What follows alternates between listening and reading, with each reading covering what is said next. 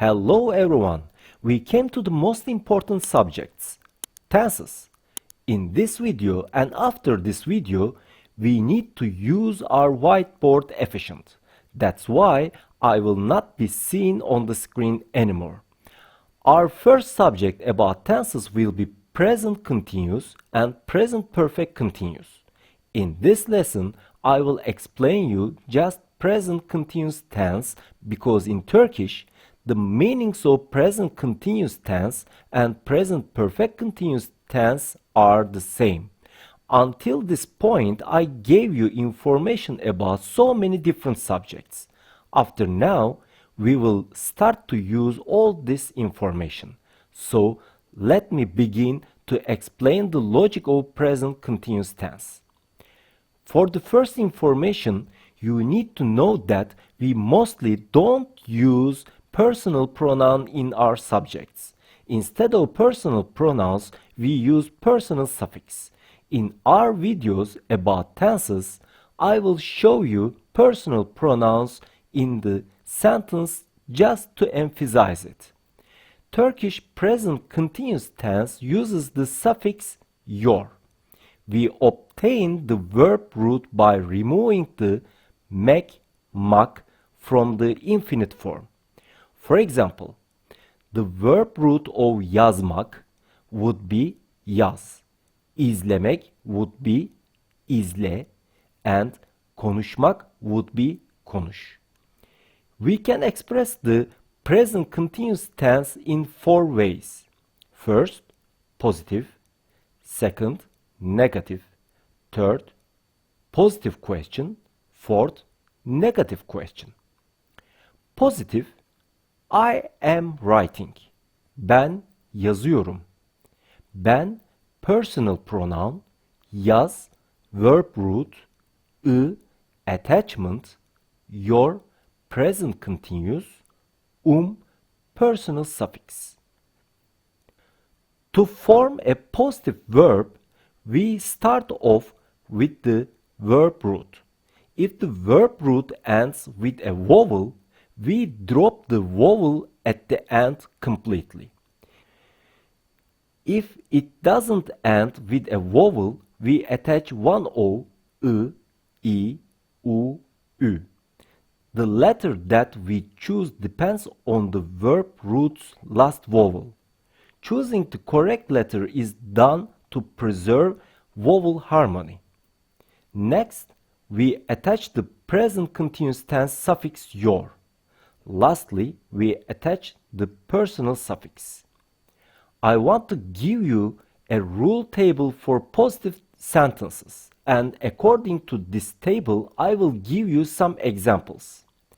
I want you pause the video and check the examples and the positive sentence rule table.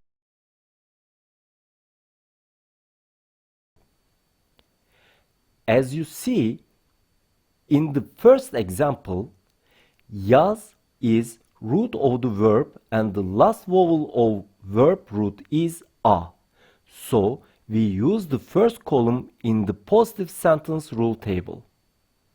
For second example, the root of the verb is izle and the last vowel of the verb root is e.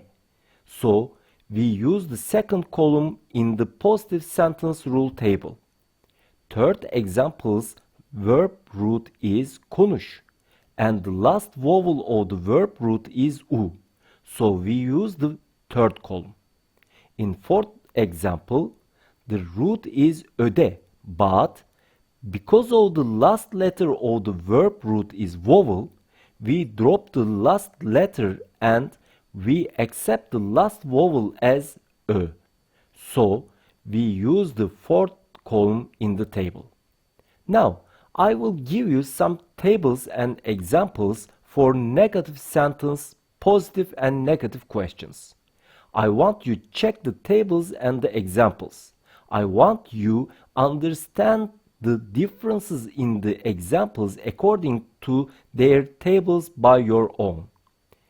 Negative, I am not writing. Ben yazmıyorum. Ben personal pronoun, yaz, verb root, mı, negatif, your, present continuous, personal suffix.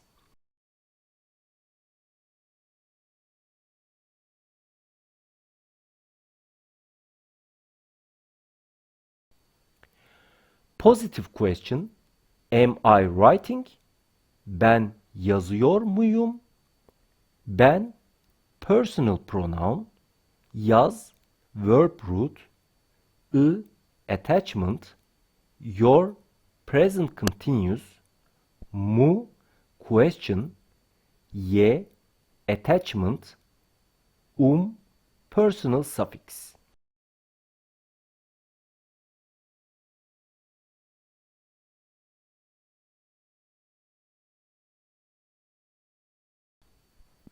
Negative question, am I not writing?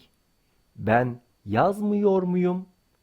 Ben, personal pronoun, yaz, verb root, mı, negative, your, present continuous, mu, question, ye, attachment, personal suffix.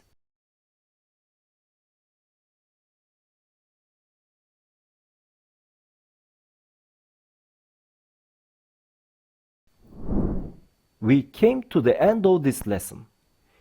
In next lesson, we will study about simple present tense. Take care.